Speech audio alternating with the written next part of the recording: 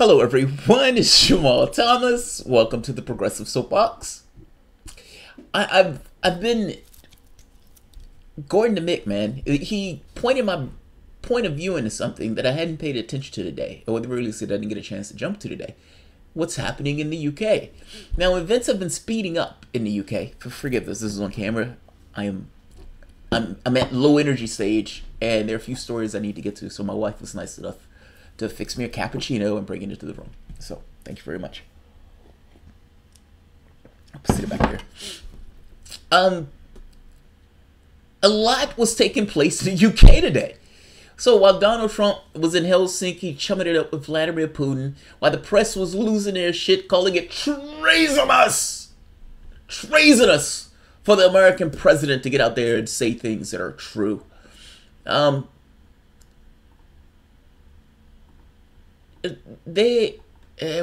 second, let me check my sound. Always check your mic. Always check your mic. I'm looking at my bag and it looks weird. Okay, good. For all the things that are taking place today, I missed this. Theresa May was facing an insurgency.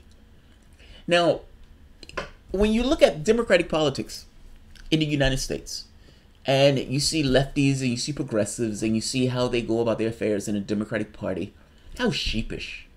The political equivalent of abused spouse is what I always say. But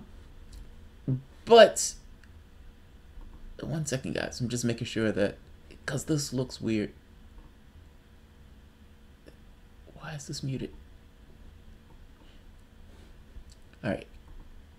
I'm going to assume that this is giving volume the way it's supposed to give volume, and everything else looks like it's checking out.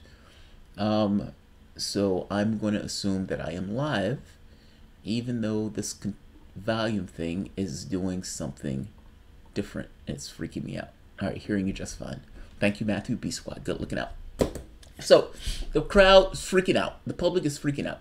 Not the public, but the mainstream media is freaking out at Donald Trump in Helsinki. Now, I'm looking at all of these posts, and I'm seeing what people are saying about this stuff, and people freaking out, people losing it, treasonous, Neville Chamberlain, 9/11. I'm hearing all this stuff, and I'm wondering whether or not people have context to the things that they're saying, because what they're saying is some pretty heavy shit. Well, apparently, what was taking place in Britain, or the UK at the same token, was also some pretty heavy shit.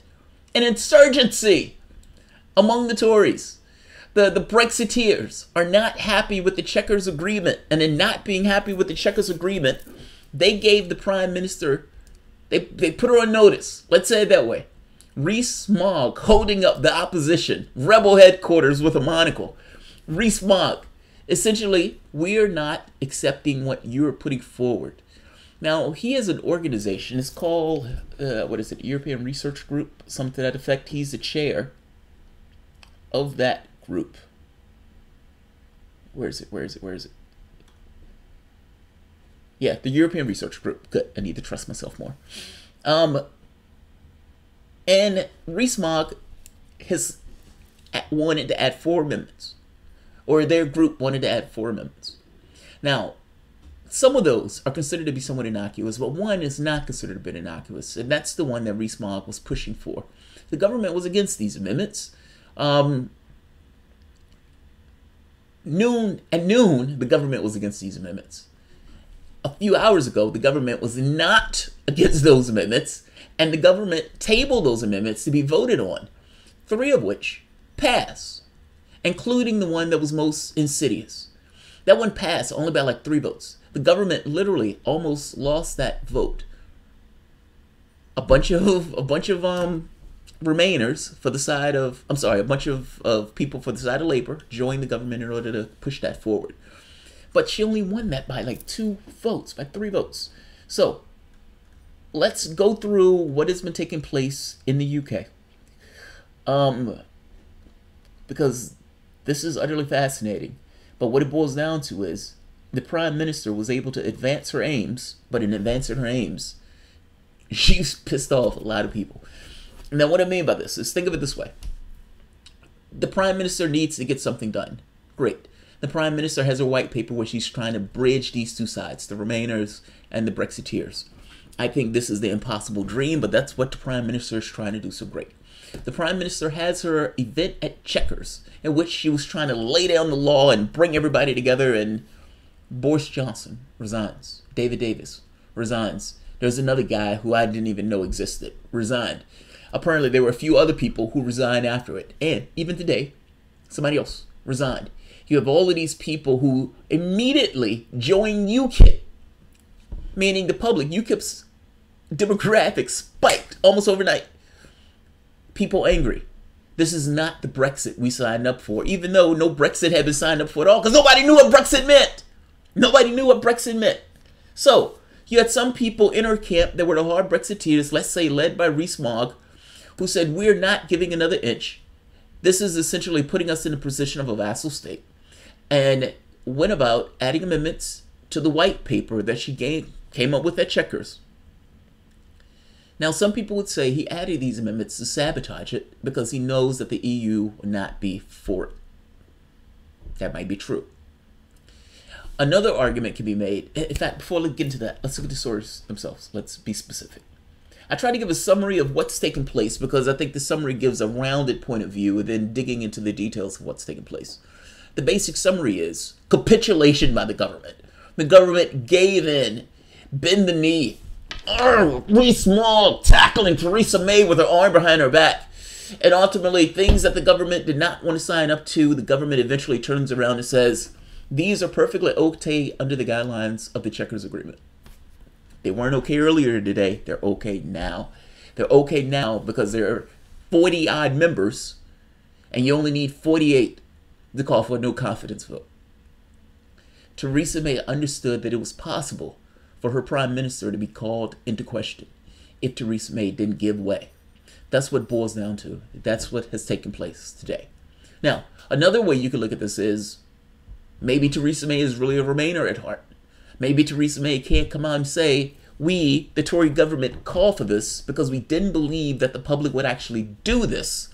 And now that the public has done this, we can't come out and say that we can't do this. So, I am going to give you a screeching, gnarling baby in hopes that you reject that screeching, gnarling baby so we would stay in the EU because we love our business community. We don't want to do anything to hurt our business community. She would never say that. But I've heard people make that argument. And maybe. Let's take a look at this. I'll put it this way. If you take her at her face, meaning on face value, this is a horrible deal. I'm just saying, this is a horrible deal. And I say that, look, Theresa May's deal is based on this idea of two main things. A common rule book, in which case there's a common rule book of items that the EU and us work on. Services are excluded from that largely, but it's like manufacturing goods. And she is going to somehow have some kind of maximum facilitation. These names, man, they just make this stuff up out of whole cloth. But maximum facilitation, something that doesn't exist yet. Some mechanism that's going to be able to collect tariffs. Now, that's important to understand. The mechanism to collect tariffs. They're trying to avoid putting a hard border between Northern Ireland and the UK. Here's the catch. The facilitation thing doesn't exist yet. And in collecting the tariffs, the key premise or the key thing that Rees-Mogg put in was, hey, if we're going to collect tariffs for the EU, they need to collect tariffs for us. Any Brit will listen to that and say, that sounds about right. If you're going to do it for us, we should be able to do it for you. But I guarantee you that is going to be dead on arrival by the EU. Rees-Mogg is assuming that it's going to be dead on arrival by the EU. Not just dead on arrival by the EU. The EU is already sketchy about this maximum facilitation thing in the first place. And you're adding additional conditions onto the maximum facilitation that they already have said no to. Let's dig into it. We do this here also. Adding stuff on to legislation that we know is going to be a poison pill to the legislation itself. It's possible that Rees-Mogg has just done that and the government didn't have a choice but to accept the amendment itself. So I would imagine Rees-Mogg is celebrating somewhere with his monocle, sipping on some exquisite, expensive wine, looking out at a, some awesome scenery, putting Theresa May in somewhat dire straits on this. She's now saying that this is okay or acceptable within a Chequers framework. Would it be okay from framework of Brussels? Because ultimately, anything that they come up with from the standpoint of Chequers is going to have to be passable by Brussels. So I've heard Theresa May make her argument on why this is necessary, meaning how she came to the Chequers arrangement. I don't know if the public is going to be convinced. I just say it that way. And again, I'm not for or against Brexit, but this looks rough. Theresa May faces rebellion from Brexit hardliners and customs bill vote. Hardliner supporters led by Jason Rees-Mogg may trigger no confidence vote in days. And that's a whole nother thing. Theresa May faces a concerted rebellion from the hardline wing of her Conservative Party on Monday as MPs unhappy with her Chequers compromise prepare to mount a show of strength by voting for their amendments on the customs bill. The party's European Research Group says it will reject any last attempts at compromise by number 10 as they hope to force May to change course over Brexit or risk a no confidence vote before the summer break by demonstrating the depth of their support. That's strong. I don't particularly like Rees-Mogg, but that's strong. I do admire the strength of what he's doing.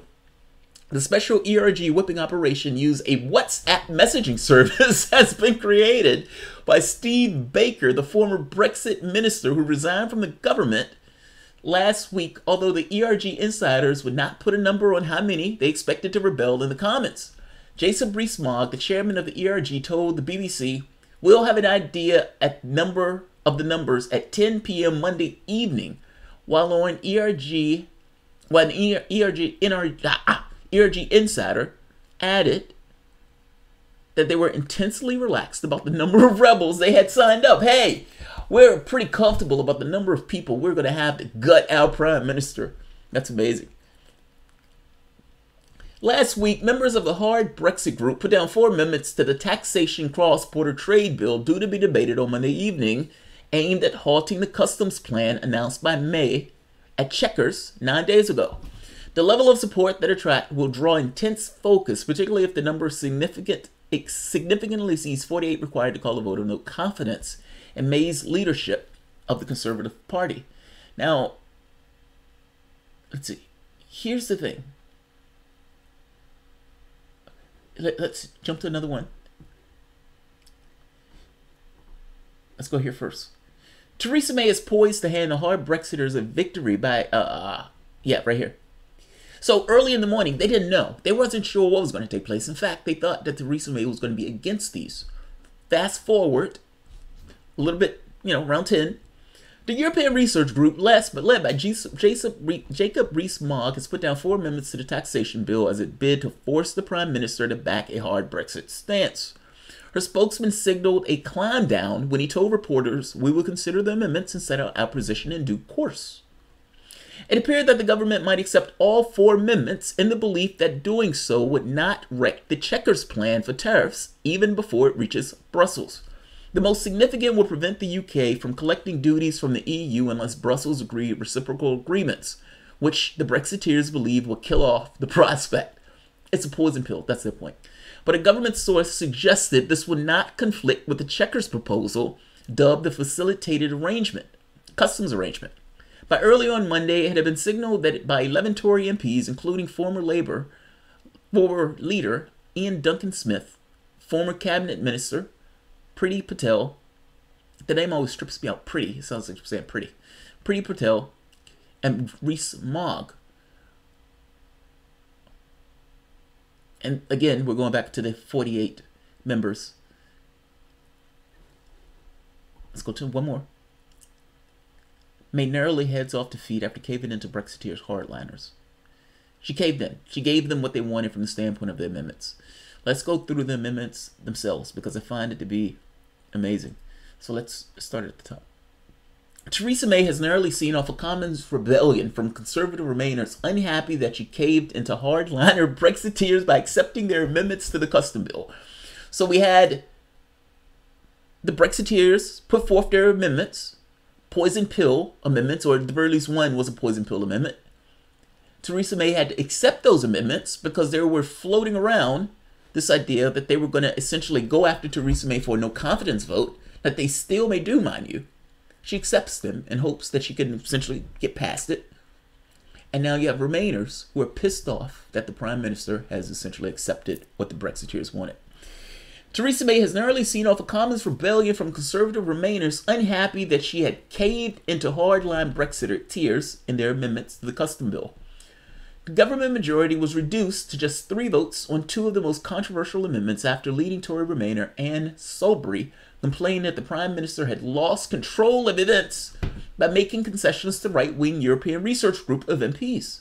The most important of the 4 amendments from the ERG, chaired by Jacob Rees-Mogg, has been designed to frustrate May's compromise proposals over the customs arrangement agreed at Chequers and had initially been opposed by the government until Downing Street made a sudden U-turn in the afternoon. Her head was at stake. Do you want us to take your head or not?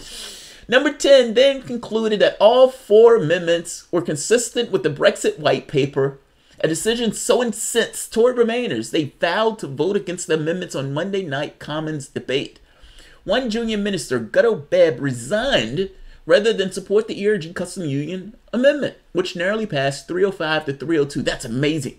A total of 14 Remainers voted against their own government, while 3 Labour MPs, former Labour MP Kelvin Hopkins, voted the other way. A second ERG preventing the UK